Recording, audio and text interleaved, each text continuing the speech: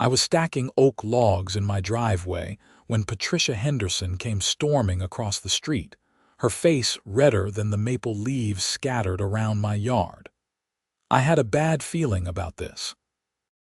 My name is Walter Thompson, and I had been running a small firewood business from my property in Rockville, Maryland for the past 8 months. Everything was legal, licensed, and completely above board. But that didn't stop Patricia, the president of our homeowners association, from making my life difficult. "This stops today," she announced, waving a folder stuffed with papers at me. "I have documentation here that proves your little operation violates at least 6 different HOA covenants." I set down the log I was holding and wiped my hands on my jeans. "Patricia, we've been over this. I have all the proper permits from Montgomery County. This is a legal home occupation." "I don't care what the county says," she snapped. "Our covenants clearly state that no commercial activity can be conducted from residential properties. You're running a business, selling firewood, making deliveries at all hours. The noise, the truck traffic, the unsightly wood piles, it's bringing down property values." I took a deep breath, trying to keep my cool. "The deliveries happen twice a week, always between 9 in the morning and 5 in the afternoon.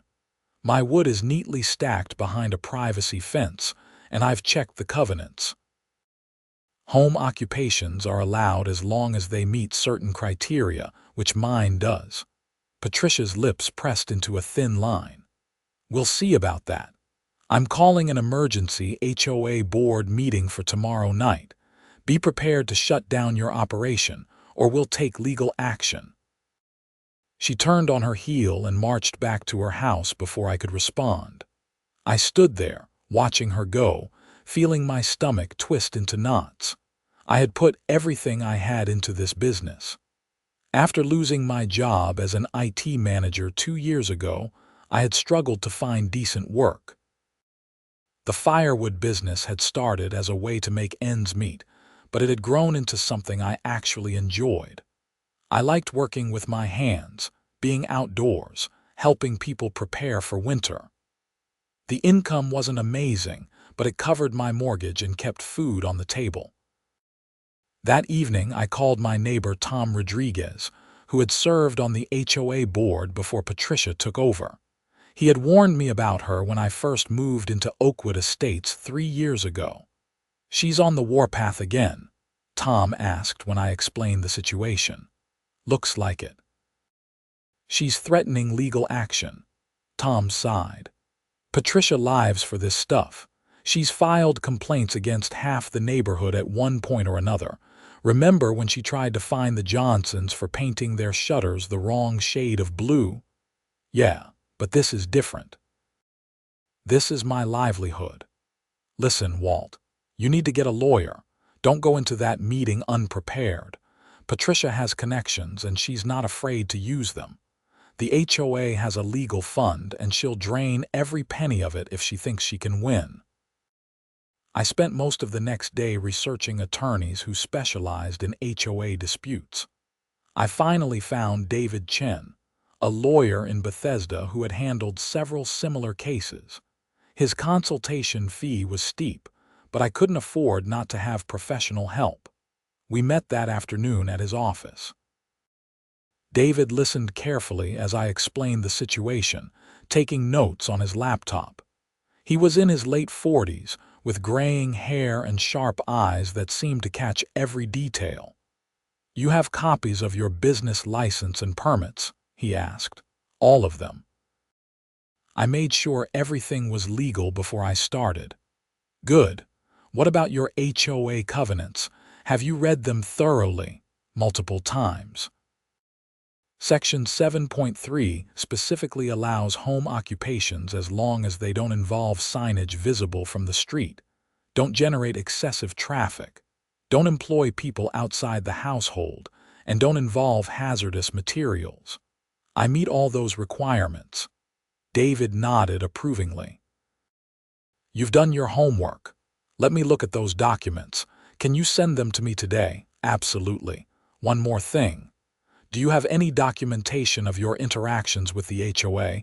Emails, letters, anything? Some emails.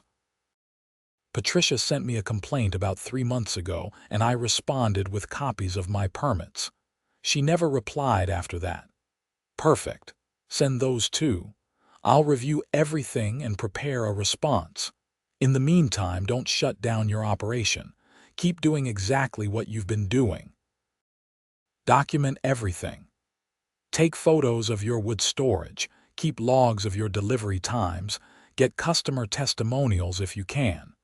If this goes to court, we want to show that you're running a clean, professional, legal operation. The HOA meeting was held in the community center at 7 o'clock the following evening. I arrived early with David. The room was already filling up with neighbors, many of whom I recognized. Some gave me encouraging nods, others avoided eye contact. Patricia sat at the front table with the other board members, including Vice President Margaret Connolly and Treasurer Richard Burton. Patricia called the meeting to order promptly at 7. After covering some routine business about landscaping maintenance and pool schedules, she got to the main event. Item number 7 on tonight's agenda concerns a violation of our community covenants by Walter Thompson of 342 Maple Ridge Drive. Mr. Thompson has been operating a commercial firewood business from his residence, which constitutes a clear violation of Section 4.1, which prohibits commercial enterprises within our community. I felt my jaw clench. Section 4.1 dealt with commercial signage and storefronts. It had nothing to do with home occupations. David stood up. If I may interject, I'm David Chen, representing Mr. Thompson. I believe you're citing the wrong section of the covenants. Section 4.1 specifically addresses commercial establishments such as retail stores, restaurants, and office buildings. It doesn't apply to home occupations, which are covered under Section 7.3. Patricia's face flushed. Who are you exactly? As I said, I'm Mr. Thompson's legal counsel. I have copies of the relevant covenant sections here, along with Mr. Thompson's business license, Montgomery County home occupation permit, and documentation showing that his business meets all requirements set forth in Section 7.3. David walked to the front and handed Patricia a thick folder. She flipped through it, her expression growing darker. "This is highly irregular," she said. "Bringing a lawyer to an HOA meeting. What's irregular is threatening to take legal action against a homeowner who is operating completely within the law and the community covenants," David replied calmly. "Mr. Thompson's business generates minimal traffic, no more than a typical household with 2 working adults. His firewood is stored behind a privacy fence, not visible from the street. He employs no outside workers. He has no exterior signage. He operates during normal business hours. He has all required permits and licenses. In short, he meets every single requirement for a legal home occupation." Margaret Connolly leaned over to look at the documents. "Patricia, he's right. Section 7.3 does allow for home occupations under these conditions. The spirit of the covenants," Patricia insisted, "is to maintain a residential character in our neighborhood. A commercial business, regardless of the technical legality, goes against that spirit." "The covenants aren't based on spirit," David said. "They're legal documents with specific language. Either Mr. Thompson is in violation or he isn't, and the documents clearly show he isn't." Richard Burton cleared his throat. "I have to agree with Mr. Chen. Looking at these permits and the covenant language, I don't see how we can claim a violation." "Fine," Patricia said sharply. "Then we'll amend the covenants to prohibit this type of activity." "That would require a vote of the full membership," David pointed out. "And even if such an amendment passed, It couldn't be applied retroactively to Mr. Thompson's existing business. He established his operation in good faith, in compliance with the covenants as they were written. The meeting continued for another hour, with Patricia trying various angles to justify shutting down my business. Some neighbors spoke in my favor, including Tom Rodriguez and the Johnsons. A few others sided with Patricia, complaining about the truck deliveries and the smell of fresh-cut wood, though their complaints seemed petty and unfounded. Eventually, Richard moved to table the matter pending further legal review. The motion passed 2-1 with only Patricia voting against it. She looked ready to explode as she banged the gavel to adjourn the meeting. Outside, several neighbors came up to shake my hand and wish me luck. Tom clapped me on the shoulder. "You handled that well. Patricia isn't done, though. Watch your back." He was right. Over the next 2 weeks, I noticed Patricia driving past my house multiple times a day, sometimes stopping to take photos. She was building a case, documenting anything she could potentially use against me. Then the citations started arriving. First, I received a notice that my grass was half an inch too long, violating the landscaping standards. I measured my lawn. It was well within acceptable limits. I took photos with a ruler clearly visible and sent them to the HOA management company. Next came a citation for parking my work truck in my driveway instead of the garage. I checked the covenants. There was no rule against parking vehicles in driveways, as long as they weren't commercial vehicles over a certain size. My truck was a standard Ford F-150, no commercial markings, well under the size limit. A third citation arrived claiming my fence was 6 inches taller than permitted. I pulled the original fence permit from when the previous owner installed it 7 years ago. The height was approved and hadn't changed. David sent a cease and desist letter to the HOA, pointing out that the harassment needed to stop. Patricia responded by calling an emergency board meeting to discuss my pattern of violations. This time I was ready. I showed up with a file folder full of documentation proving every citation was baseless. I also brought printouts of the emails I had been receiving from other homeowners, sharing their own stories of Patricia's harassment. It turned out I wasn't alone. Over the past year, Patricia had filed complaints against 15 different households for various minor infractions, many of which were either not violations at all or so trivial they should have warranted a friendly conversation rather than formal citations.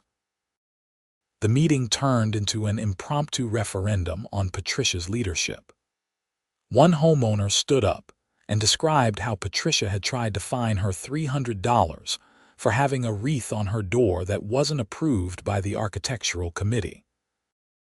Another talked about being cited for having a basketball hoop in his driveway, even though the covenants explicitly allowed them. By the end of the meeting, both Margaret and Richard looked uncomfortable. They had been going along with Patricia's aggressive enforcement, but it was becoming clear that she had been overstepping her authority. I thought maybe that would be the end of it. I was wrong. 2 days later, I received a formal legal notice from the HOA's attorney, demanding that I cease all business operations within 30 days or face a lawsuit. The letter cited multiple covenant violations, most of which were either misinterpretations of the rules or outright fabrications. David reviewed the notice and shook his head. "This is weak. They're throwing everything at the wall hoping something sticks. We need to respond aggressively."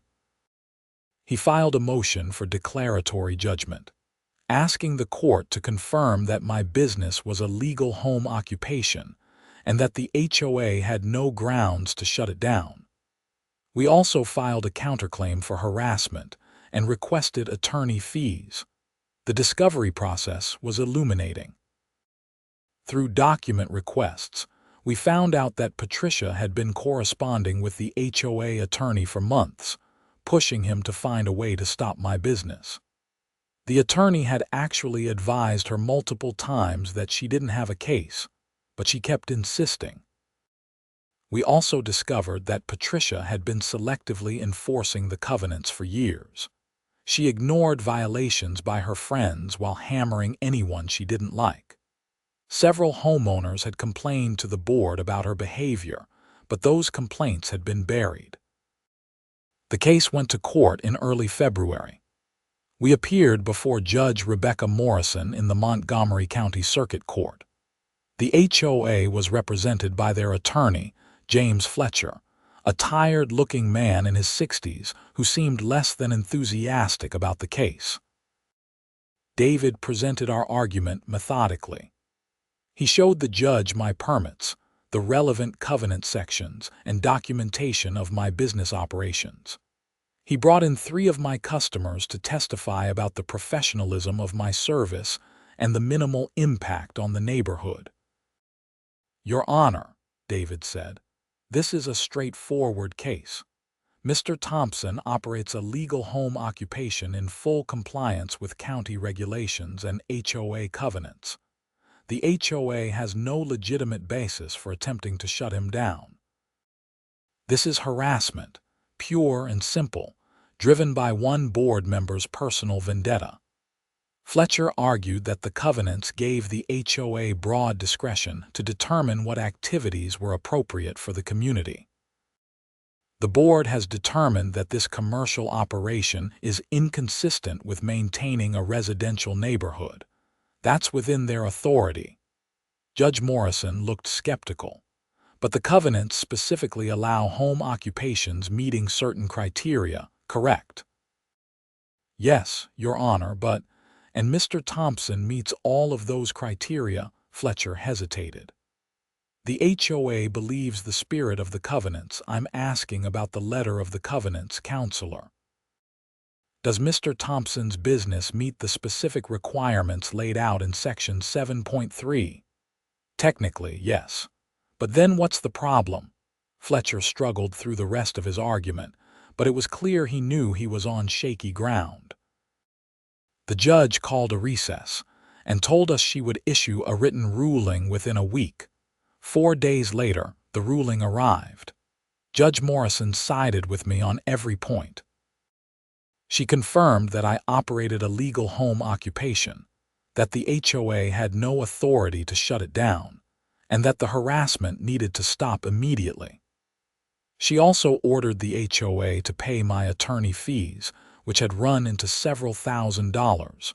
The ruling was comprehensive and unambiguous.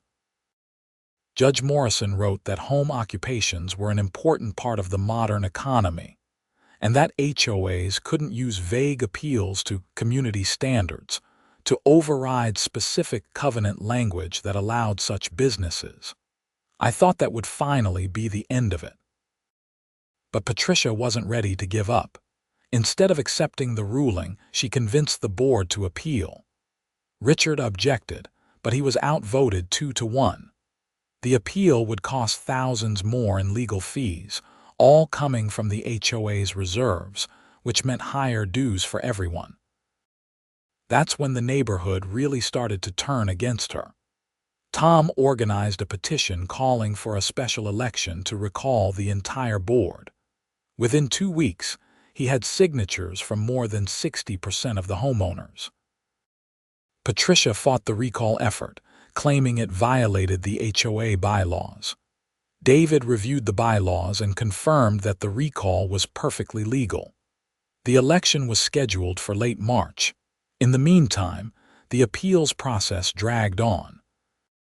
The HOA's appeal was based on the same weak arguments that had failed at the trial level. David filed a motion to dismiss, arguing that the appeal was frivolous and filed in bad faith. While we waited for the appellate court to rule, things got weird. I started noticing items disappearing from my property. First, it was just a rake and a shovel. Then some firewood went missing. I installed security cameras and caught footage of Patricia's husband, Gerald, sneaking onto my property at night and taking things. I took the footage to David. "This is theft," he said. "You need to file a police report." I went to the Rockville Police Department and showed them the video. The officer who took my report recognized Gerald Henderson. "That's definitely him," the officer said, zooming in on the footage. "We'll follow up on this." 2 days later, 2 police officers showed up at the Henderson house. I watched from my window as they questioned Gerald on his front porch. He denied everything at first, but when they mentioned the video evidence, his shoulders slumped. They arrested him for theft and trespassing. Patricia came out screaming that it was all a setup, that I had somehow faked the video. The officers weren't having it. The arrest made the local news. Not the main broadcast, but it was mentioned on the Rockville community blog and in the neighborhood Facebook group. More details started coming out about Patricia's behavior over the years. Former neighbors came forward with stories of her harassment. One family had actually moved out of Oakwood Estates specifically to get away from her. The recall election happened on a Tuesday evening in late March. The turnout was unprecedented. More than 80% of homeowners showed up to vote. Patricia, Margaret, and Richard were all removed from the board by overwhelming margins. A new slate of candidates was elected, including Tom Rodriguez as the new president. One of the new board's first actions was to withdraw the appeal. They also issued a formal apology to me for the harassment and confirmed in writing that my business was welcome in the community. The appellate court had already been leaning toward dismissing the appeal anyway. When the HOA formally withdrew it, the case was closed. Judge Morrison's ruling stood as the final word. Gerald pleaded guilty to the theft charges. He received probation and community service, along with a restraining order requiring him to stay away from my property. Patricia wasn't charged with anything, but the humiliation of her husband's arrest and her removal from the HOA board seemed to break something in her. They put their house up for sale in April. I saw the moving truck pull up in early June. Patricia didn't look at me as she supervised the movers loading furniture. Gerald gave me a half-hearted wave, and I nodded back. I felt sorry for him, honestly. He had just been following his wife's orders. With the Hendersons gone and new leadership in place, life in Oakwood Estates settled down. My firewood business continued to grow. I added a few new customers and started experimenting with selling kindling bundles and fire starters. Tom stopped by one evening in July as I was organizing my latest delivery of logs. "How's business?" he asked. "Good. Really good, actually. I'm thinking about expanding, maybe renting a small storage lot outside the neighborhood to handle larger inventory." "You've earned it. I'm sorry you had to go through all that nonsense. It wasn't fun, but it worked out. And honestly, having to fight for it made me appreciate the business more. I know my rights now. I know the law. If someone tries this again, I'll be ready." Tom smiled. "Hopefully there won't be a next time. The new board is way more reasonable. We're actually focused on maintaining the community, not harassing people." We talked for a while about neighborhood matters. The new board had backed off on a lot of the nitpicky enforcement. People could have reasonable basketball hoops and holiday decorations without getting citations. The focus shifted to actual issues like maintaining common areas and organizing community events. Life got back to normal. I continued splitting and stacking firewood, making deliveries, building my customer base. The work was hard but satisfying. There's something primal and honest about working with wood, feeling the grain split under the maul, stacking the pieces into neat rows. It connected me to something fundamental. One afternoon in September, I got a call from an unfamiliar number. I almost didn't answer, but something made me pick up. "Mr. Thompson." This is Sarah Mitchell. I'm a reporter with the Washington Post. I'm doing a story about HOA overreach, and I heard about your case. Would you be willing to talk? I hesitated. The case was over. Did I really want to rehash everything? I understand if you'd rather not, Sarah continued. But I think your story could help other people dealing with similar situations. A lot of HOAs think they can push homeowners around, especially people running small businesses. It would be good to show that fighting back can work. She had a point. I agreed to an interview. The article ran 2 weeks later in the local section. It was fair and accurate, covering the basics of my case and including quotes from David Chen about how homeowners could protect themselves from HOA harassment. The story also mentioned the Hendersons' departure and the recall election, painting a picture of a community that had stood up to an authoritarian board. The article generated some attention. I got calls from a few other homeowners dealing with HOA disputes, asking for advice. I referred them to David, who was happy to take on new clients. One unexpected result of the publicity was a significant boost in business. People read about my fight to keep my Firewood operation running, and they wanted to support me. I had to turn away customers because I couldn't keep up with demand. That's when I made a decision. I talked to my neighbor Carl Davis, who had a large barn on his property just outside the neighborhood boundaries. He agreed to rent me space to store additional inventory. This meant I could expand without impacting my home property at all. I also hired my first employee, a college kid named Jake who needed part-time work. He helped with splitting and deliveries. Having help made a huge difference. I could focus on growing the business while maintaining quality. By October, I was doing better financially than I had in years. Better than when I was working in IT, actually. The Firewood business had become genuinely successful. I thought about Patricia sometimes, wondering where she and Gerald had ended up. I hoped they had found some peace. Carrying around that much anger and need for control couldn't have been healthy. One crisp morning in late October, I was loading my truck for deliveries when a car pulled up. An older woman got out, someone I didn't recognize. "Are you Walter Thompson?" she asked. "That's me. Can I help you?" "I hope so. My name is Dorothy Simmons. I just moved into town and I'm looking for a reliable firewood supplier. Someone at the hardware store recommended you. I'd be happy to help. How much are you looking for?" We talked about her needs and I scheduled a delivery for the following week. As she was getting back in her car, she paused. "I heard about your trouble with the HOA," she said.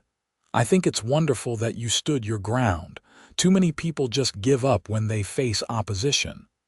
"I had good help," I said, "and a good lawyer. Still, it takes courage." "I'm glad you're still in business." After she drove away, I stood in my driveway, looking at the neat stacks of firewood, the work truck, the whole operation I had built from nothing. It had been a rough couple of years, from losing my job to fighting the HOA, but I had come through it stronger.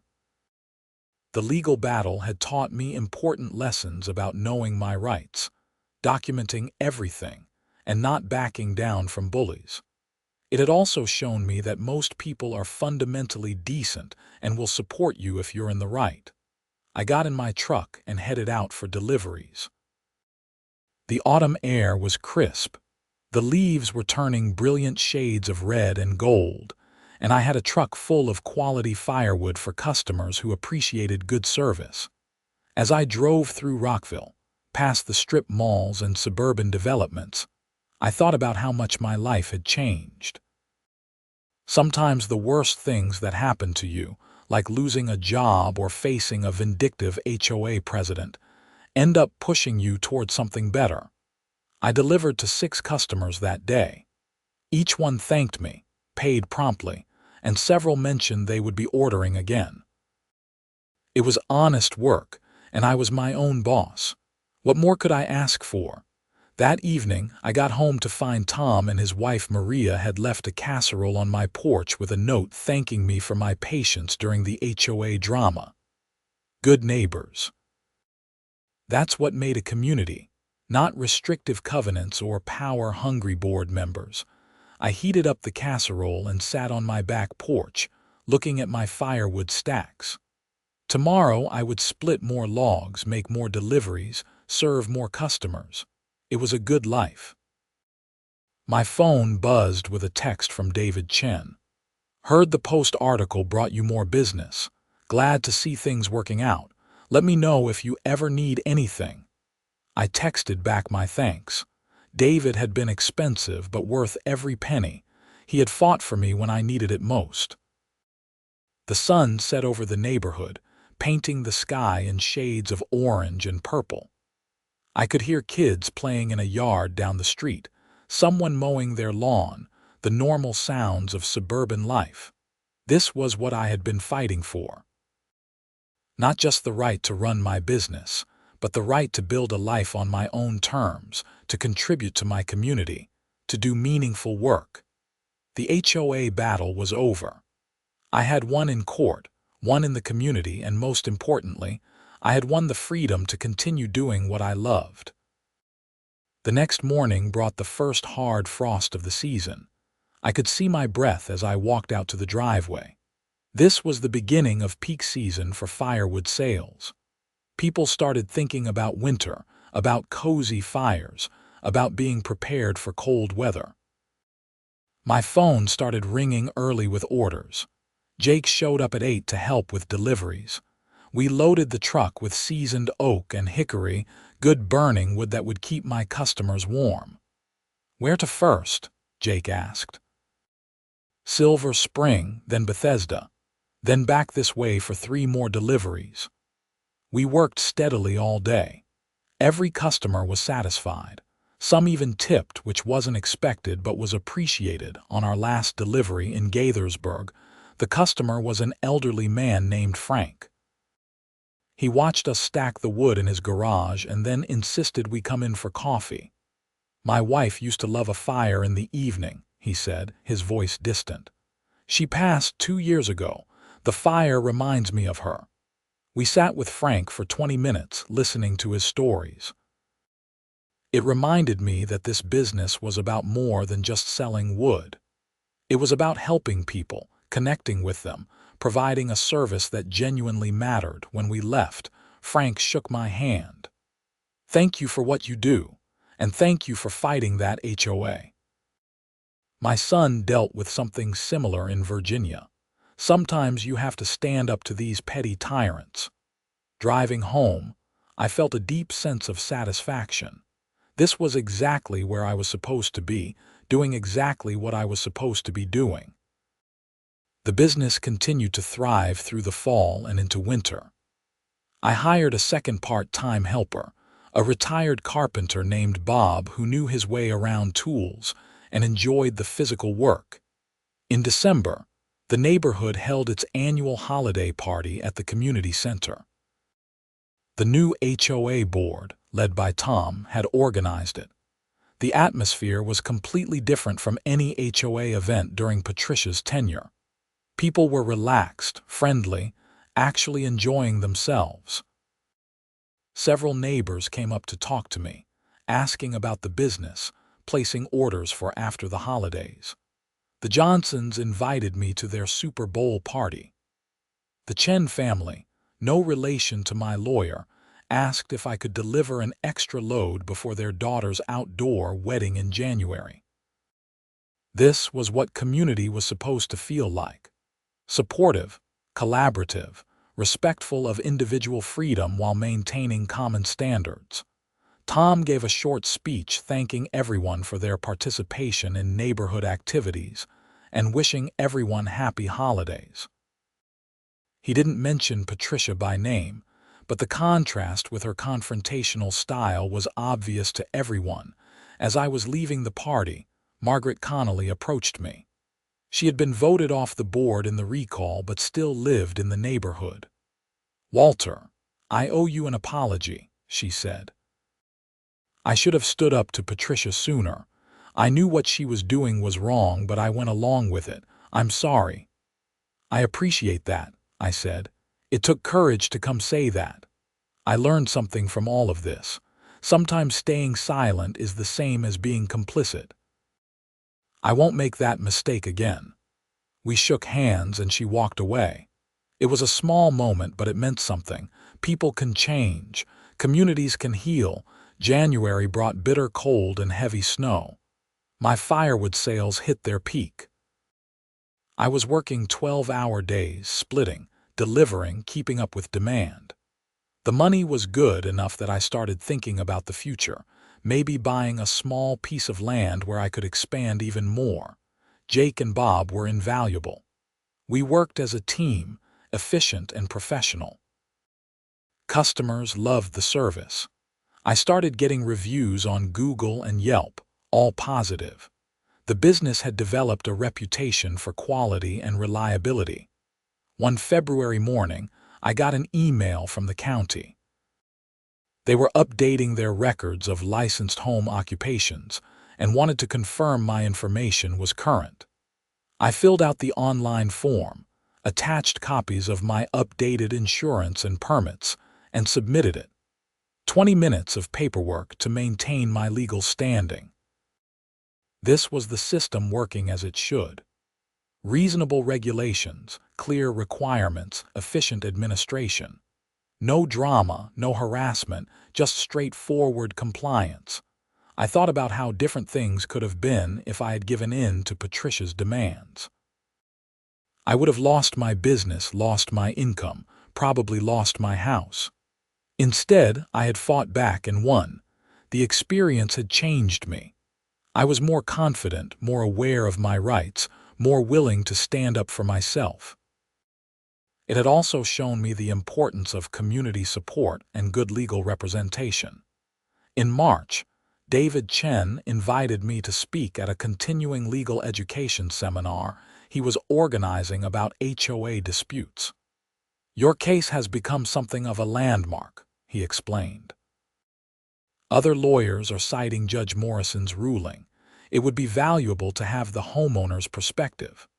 I agreed, though public speaking wasn't my strong suit. The seminar was held at a hotel in Silver Spring, attended by about 40 attorneys. I told my story, focusing on the practical aspects, documenting everything, knowing the covenants, getting proper permits, not backing down from harassment. During the question and answer session, one attorney asked, "What would you say to other homeowners facing similar situations?" 3 things, I said. First, know your rights. Read your covenants carefully. Understand what they actually say, not what someone claims they mean. Second, document everything. Every interaction, every citation, every piece of correspondence. You'll need it if you end up in court. Third, get a good lawyer early. Don't wait until you're drowning to ask for help. The attorneys nodded, taking notes. After the seminar, several came up to thank me and ask follow-up questions. One gave me her card and said to call if I ever needed legal help with anything else. It felt good to help others avoid the nightmare I had gone through. If my experience could make things easier for even one person, it was worth sharing. Spring arrived, and with it came a slowdown in firewood sales. This was expected. I used the time to split and stack wood for the next season, building up inventory while demand was low. I also took a vacation, my first real time off in almost 2 years. I drove down to the Outer Banks in North Carolina and spent a week on the beach, reading, relaxing, not thinking about firewood or HOAs or legal battles. When I got back, rested and recharged, I found a letter in my mail from the Montgomery County Small Business Association. I had been selected as Small Business Owner of the Month for my resilience and success in the face of adversity. They wanted to feature me in their newsletter and on their website. I agreed to the interview, which took place at my house. The reporter took photos of me with my firewood operation, asked questions about starting the business and overcoming challenges. The article ran in May, generating even more positive attention. Jake asked if he could work full-time over the summer before returning to college in the fall. I said yes. The extra help would let me take on some special projects I had been considering, like offering delivery and stacking services to customers farther out in Frederick and Carroll counties. Business was good. Life was good. The legal battle seemed like ancient history, though it had only been a little over a year since Judge Morrison's ruling. One June evening, I was finishing up some paperwork when my doorbell rang. I opened it to find a young couple, probably in their late 20s. "Are you Walter Thompson?" The man asked. "I am. We're thinking about starting a home business, and we heard about what you went through with your HOA. We were hoping you might have some advice." I invited them in and made coffee. Their names were Kevin and Rachel Porter. They lived in a planned community in Germantown and wanted to start a home-based catering business. Their HOA had already sent them a warning letter. I shared everything I had learned. Get proper permits first. Document everything. Know your covenants inside and out. Be prepared to fight if necessary, but try to work things out amicably first. And have a good lawyer on speed dial. We talked for over an hour. When they left, Rachel hugged me. "Thank you so much. You've given us hope that we can make this work." "Just remember," I said, "stand up for your rights, but do it the right way. Follow the rules, be professional, and don't let anyone bully you into giving up." I watched them drive away, feeling like I had come full circle, from struggling to defend my own business to helping others do the same. Summer passed in a blur of preparation for the next season. Split wood, stack wood, maintain equipment, line up suppliers. The rhythm of the work was meditative. My body was in the best shape it had been in years from all the physical labor. In August, I got a call from a production company. They were making a documentary about HOA conflicts and wanted to interview me. I was hesitant at first, but David encouraged me to do it. "Your story needs to be told," he said.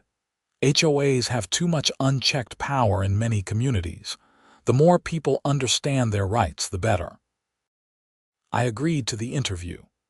The film crew came out in September, spending a full day filming me working, talking about my experience, showing my operation. They also interviewed David, Tom Rodriguez, and several of my customers. The documentary aired on a streaming service in November. It was well produced and fair, showing both the legitimate purposes of HOAs and how they can be abused by people like Patricia. My segment was about 15 minutes of the hour-long film. The response was overwhelming. I got emails and calls from people all over the country, sharing their own HOA horror stories and thanking me for speaking out. Some asked for advice. Others just wanted to vent. I tried to respond to everyone, offering what help and encouragement I could. By the second-year anniversary of Judge Morrison's ruling, my business was firmly established. I had steady customers, a good reputation, reliable employees, and enough income to feel financially secure for the first time since losing my IT job. The Firewood business had given me more than just money. It had given me purpose, confidence, and connection to my community. It had taught me to fight for what was right and to never let anyone tell me I couldn't succeed. Standing in my driveway one December morning, loading firewood for deliveries, I felt profound gratitude. Gratitude for the customers who believed in me, for the neighbors who supported me, for the lawyer who fought for me, for the judge who ruled fairly, and even for Patricia Henderson, whose harassment had forced me to become stronger. The HOA had tried to shut me down. They had failed. Not because I was lucky, but because I knew my rights, prepared my case, and refused to back down. That's the lesson I wanted people to take from my story. Know your rights. Stand your ground. Don't let anyone intimidate you into giving up something that's legal and right. As I drove out for deliveries that morning, I passed the house where the Hendersons used to live. A nice family with 2 kids lived there now. They had a basketball hoop in their driveway and holiday lights that were probably not architecturally approved. Nobody was bothering them about it. The neighborhood had changed for the better. The new HOA board focused on actual community improvement rather than petty enforcement. People felt free to live their lives without fear of arbitrary citations. That was what victory looked like. Not just winning in court, but creating lasting positive change. My phone rang. Another customer placing an order. I pulled over to take down the details. 2 cords of oak delivered and stacked, needed before Christmas. No problem, I said. I can have that to you next Thursday. Will that work? Perfect, thank you so much. I added the order to my schedule and continued driving. The December sun was bright, the air was cold, and I had a truck full of firewood for people who needed it. This was my life now. Simple, honest, fulfilling. I had fought for the right to build it, and now I got to live it every single day. The HOA had tried to take it away. A judge confirmed they couldn't, and that made all the difference.